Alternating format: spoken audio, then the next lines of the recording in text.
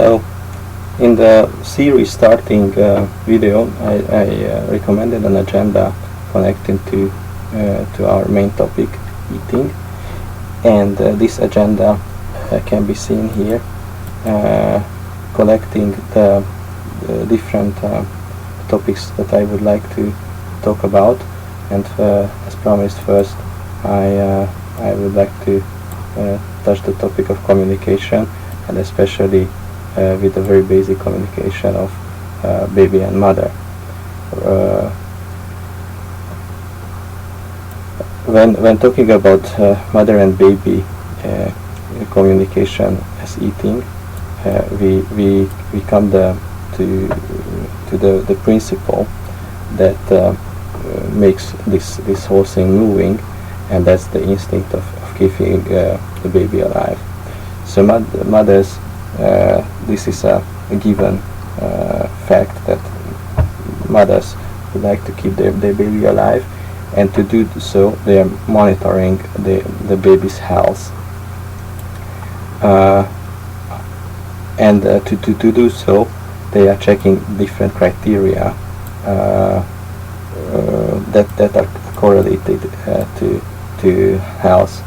This is typically the weight of the baby, and of course then you are adding the other kind of measurements. This is a very simple and very easy to measure thing, also in not only in the Western culture, but even at animals and different species, that if a baby's weight is growing, then we can say that the baby is healthy. There is no fear about sickness, and that things are going right. So everything is okay when okay is weight gain. So that even if this is not conscious, this very simple connection between being okay means gaining weight, and this is a very strong principle, because all children that remained alive are going through this process of being examined by according to this criteria.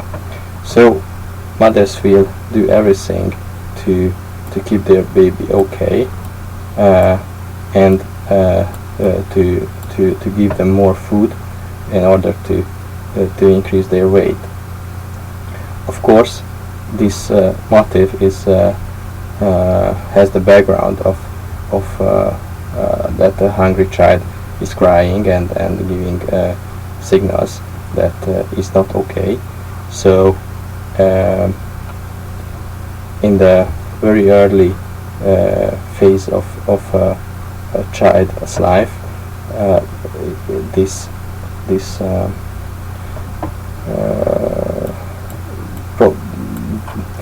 this connection has a major role. In order to gain weight and to feed right, comes the next question: how to do that? And when we are talking about how to feed right a baby, we can talk about how often you do that, in what position, and very many other criteria,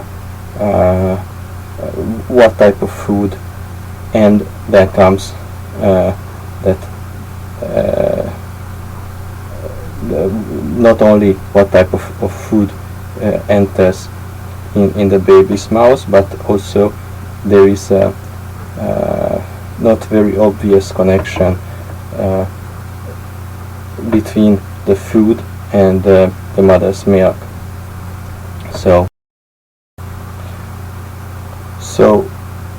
the mother's food is influencing the milk's different parameters, then that enters into the baby, and that will generate the baby's behavior, health, and everything what we are treating as output.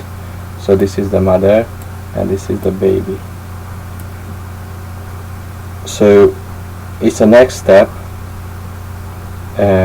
between the purpose of here what we have to have these outputs very good, an output of a happy baby is connecting to the inputs of the mother, what type of food he or she is eating.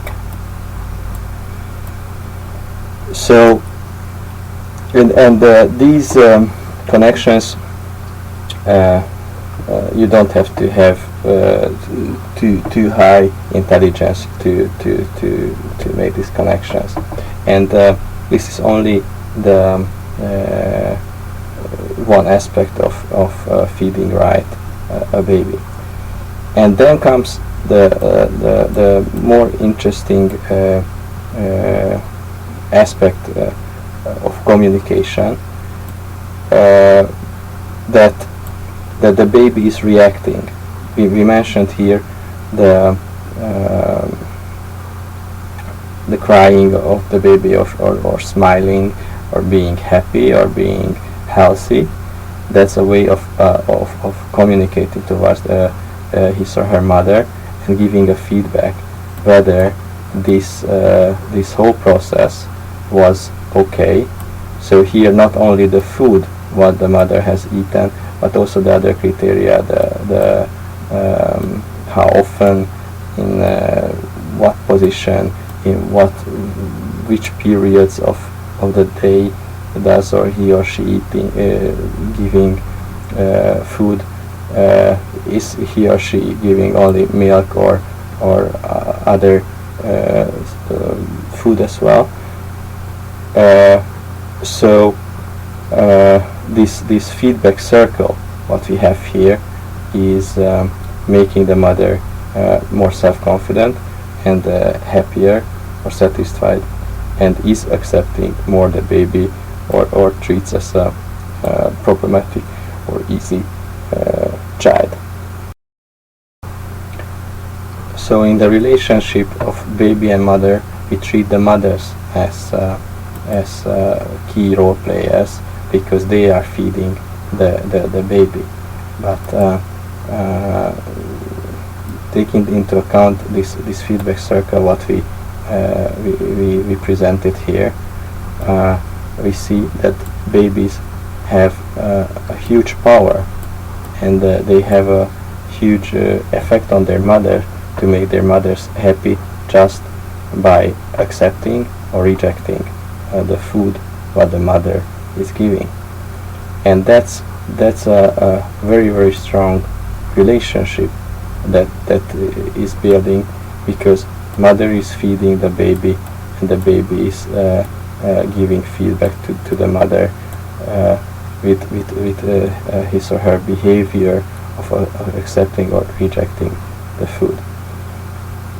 This is maybe well known for all those who had already babies, but I would like to underline the very high importance and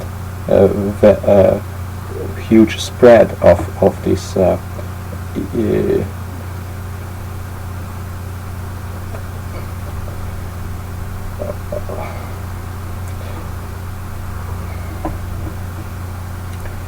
so that with everybody this connection comes into place when a baby is born and is grown up. So this is the very basics of why I think eating is much more than just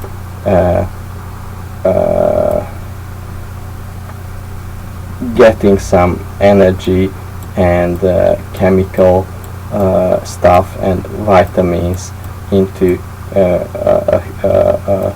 our body in order to perform different outputs. Because the very basic of eating would be that the astronauts are doing, the people who go in the space, and they are not able to bring with themselves fresh apple and fresh vegetables, so they are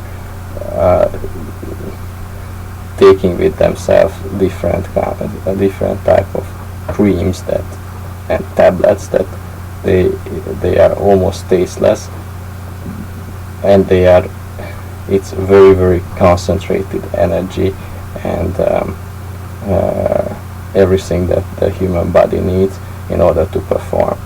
There is maybe the less communication when they are eating, because has no there are no additional layers on the eating from behavioral point of view, because that food is subtracted and only the essence of